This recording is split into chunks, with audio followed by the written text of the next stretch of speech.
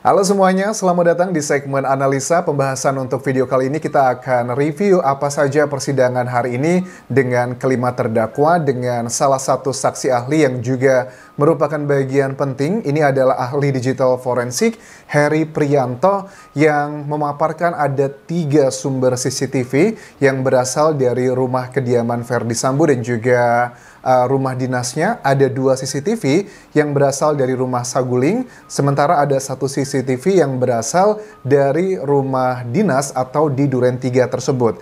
Ada beberapa hal, kalau kita lihat sih klaim dari kuasa hukumnya Verdi Sambo dan juga Putri Chandrawati pada saat mereka memberikan keterangan di media massa, mereka serasa percaya diri dan juga begitu yakin menyalahkan bahwa pernyataan dari seorang Barada Richard Eliezer yang mendapatkan status sebagai justice kolaborator dinilai oleh mereka adalah penuh dan kebohongan. Kesannya adalah mereka menang, tetapi kita juga harus sadar lah ya, ada beberapa hal yang dibahas atau diklaim oleh timnya FS dan juga PC, kesannya mereka adalah benar, tetapi kalau kita bedah lebih dalam, ternyata tidak seperti itu.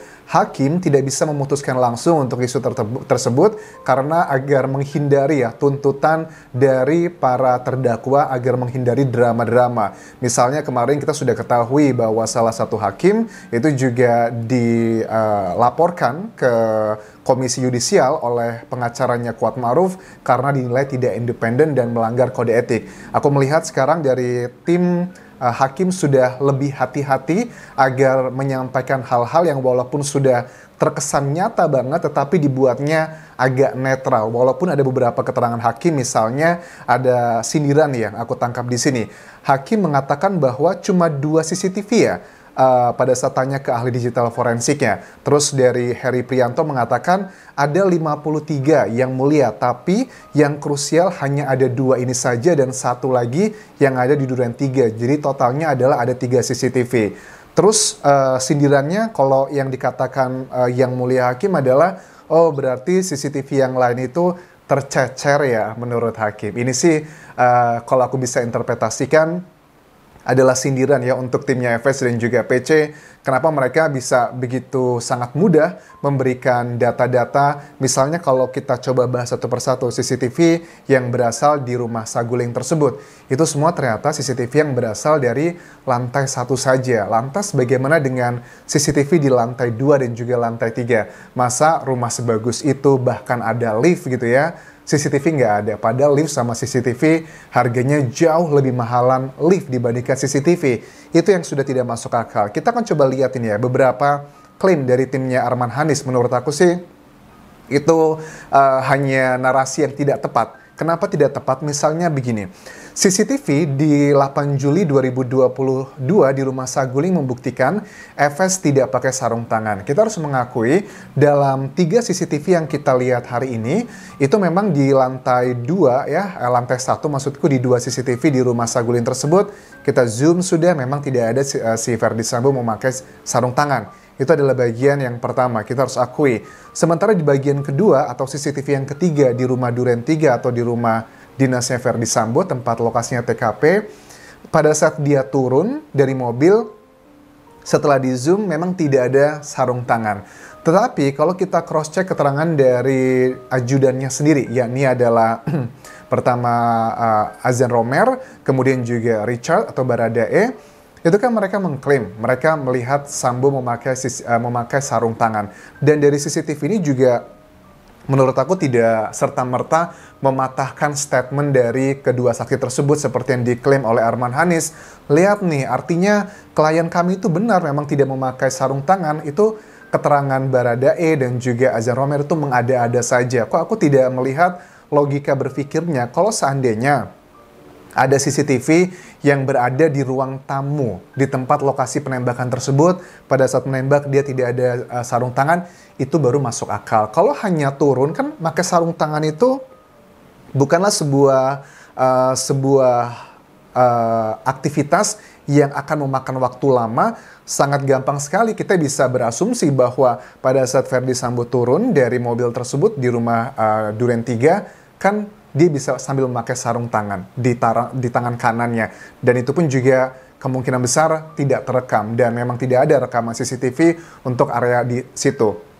Yang diklaim sama timnya FS karena memang rusak. Semuanya rusak. Kok rusaknya kebetulan sekali ya di rumah Duren 3, CCTV di dalam rumah rusak. Yang di rumah Saguling, lantai 2 dan lantai 3-nya rusak. Kok rusaknya di bagian-bagian tertentu aja? Bahayanya dari data-data yang sifatnya memang ini adalah fakta, kita harus mengakui. Tetapi kalau fakta yang diambil hanya perpotong-perpotong, bagian-bagiannya saja, itu adalah bisa menjadi bagian framing. Kalau dibilang apakah ini mematahkan statement dari ajudannya, termasuk Baradae juga, kok bagi aku tidak seperti itu. Tetapi kalau menurut kalian, yes and yes, untuk kali ini Sambo menang untuk isu sarung tangan.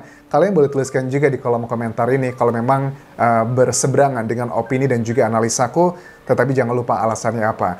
Nah, kemudian dari ahli digital forensik ini kan diketahui ternyata dia ini menerima rekaman CCTV tersebut itu adalah berasal dari Polres Jakarta Selatan, tepatnya di 24 Juli 2022 dan dalam bentuk flash disk. Artinya sudah dipindahkan dari DVR-nya di komputer atau laptop, kemudian ditaruh ke flash disk dan diberikan ke Heri Prianto. Dari sini bisa sangat possibility tingginya, sangat tinggi sekali kemungkinan untuk dimanipulasi. Misalnya ya, bagian-bagian tertentu itu dipotong-potong, makanya tidak bisa dikalibrasi. Jadi kalau dibilang ini mematahkan kan sama sekali nggak masuk akal. Terus juga kalau setahu aku teman-teman, dalam peraturan undang-undang ya, yang bisa dijadikan barang bukti yang merujuk ke alat bukti itu kalau untuk CCTV harus DVR aslinya, tidak boleh rekaman kayak flash disk begitu. Aku belajar ini pada saat melihat kasusnya kopi sianida ya, itu kan harus DVR aslinya yang dijadikan barang bukti, tidak boleh CCTV-nya aja. Ya make sense sih logikanya agar menghindari terjadinya manipulasi pada saat proses pemindahan dari DVR menuju ke laptop, dari laptop juga dipindahkan ke flash disk. Jadi kan kalian sudah ngerti ya kenapa kok harus DVR-nya bukan kopiannya. Itu menjadi alasan yang sangat masuk akal. Keterangan Richard dan Romer bohong, klaim sekali lagi dari Arman Hanis dan juga tim kuasa hukumnya, aku tidak yakin, ini belum menjawab apapun. Kemudian ini pun juga linear dengan keterangan Bernard Pasaribu, salah satu kuasa hukum Baradae. Ini juga sama, linear dengan apa yang aku jelaskan tadi. Dan juga ada salah satu hal yang ditunjukkan dalam persidangan hari ini, adalah CCTV di rumah Saguling ya, pada saat Baradae tiba dari Magelang di tanggal 8 Juli tersebut. Kan Baradae memang kelihatannya membawa senjata Stryker yang cukup panjang tersebut, dan dikatakan, nah ketahuan kan Baradae yang bohong, padahal kalau kita cross check lebih dalam dikatakan bahwa saya tuh konsisten.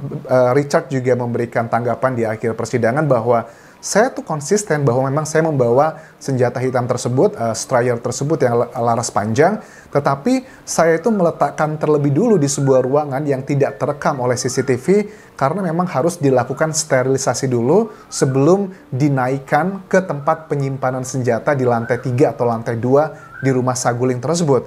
Dan memang kalau aku cek jejak digital itu adalah benar walaupun tidak terekam. Makanya juga Richard di akhir persidangan memberikan tanggapan bahwa barang-barang yang kelihatan di CCTV kita taruh di ruangan untuk disterilkan sebelum naik ke atas. CCTV cuma di lantai 1 saja karena banyak yang tercecer. Dia mengutip apa yang disampaikan dari Yang Mulia Hakim. Terus juga dari FS dan juga KM itu memberikan tanggapan juga terhadap saksi ahli hari ini, kecuali PC. PC tidak memberikan tanggapan apapun. FS mengatakan bahwa konstruksi penyidik itu terlalu dipaksakan karena mereka memaksakan untuk semua orang yang ada di lokasi kejadian sebagai tersangka. Saya berharap bahwa hakim melihat ini sebagai objektif dalam menangani kasus ini.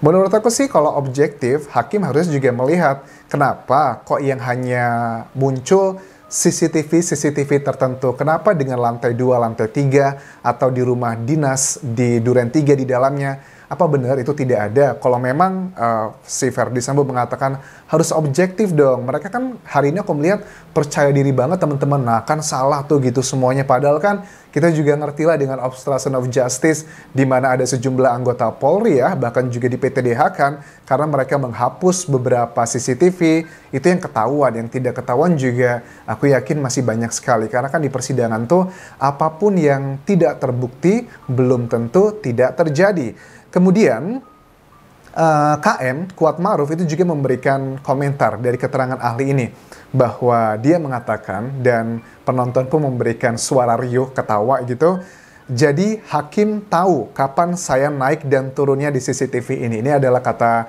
Kuatma'ruf. Tapi jujur ya, Kuatma'ruf kan terkesannya juga sama. Diklaimnya, wah ini bener kan, saya sesuaikan dengan apa yang saya katakan. Ya masuk akal, karena mereka sudah ngerti CCTV mana aja yang sudah dihilangkan, dihapuskan untuk menguatkan skenario mereka. Padahal kalau kita gali lebih dalam, logikanya gini. Kan di CCTV ada konteks tentang Kuatma'ruf itu teman-teman, di lantai 1, pada saat mereka, PC tepatnya, yang melakukan tes PCR, kan ada ketahuan tuh di liftnya, ada PC sama KM tuh sama-sama naik ke dalam lift, dan PC bukan tipikal orang yang sakit, jalannya terseok-seok sama sekali tidak, terlihat normal dan semangat, jalannya biasa-biasa aja, nggak ada tuh indikasi sakit, aku lihat dari jalannya ataupun juga ekspresi wajahnya.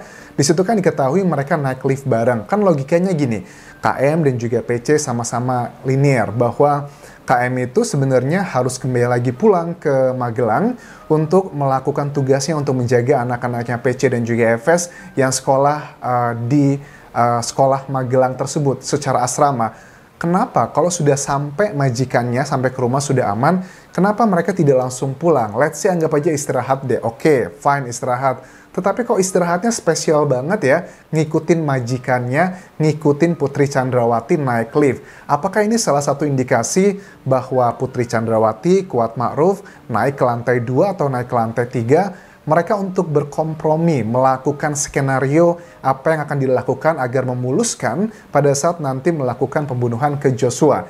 Dan tidak lama setelah ini juga kan kita ketahui Verdi Sambo masuk ke dalam rumah saguling tersebut, dan terjadilah peristiwa seperti kalian tahu bahwa Putri Chandrawati duduk di ruang tamu, bercerita, menangis, dan skenario yang kita sudah bahas di bagian tersebut, itu kan juga tidak masuk akal. Kesannya kan si FS itu bahwa si FS dan juga KM yakin CCTV yang ditunjukkan hari ini ada 3 doang sebenarnya, itu menguatkan alibi-alibi mereka. Kesannya oke, tetapi kalau kita gali lebih dalam ya wajar, mereka sudah menghancurkan banyak CCTV yang di sana. Apakah kalian percaya CCTV yang berada di lantai 2 dan juga lantai 3 di rumah Saguling serta di rumah Duren 3, apakah beneran mati atau tidak ada? Aku tidak percaya 100%.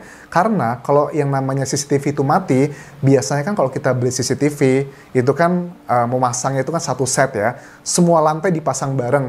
Masa pemasangannya bareng, yang mati tertentu itu nggak masuk akal. Kecuali kalau semuanya hilang, memang rusak semuanya, itu lebih make sense sebenarnya. Tetapi berbeda dengan hal ini.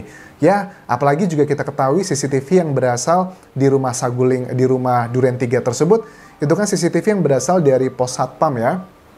Karena rumahnya nggak jauh dari pos satpam sebenarnya. Tetapi yang di rumah Duren 3, yang di rumah Duren 3 tuh hilang semuanya. Ya, mengada-ada aja sih menurut aku.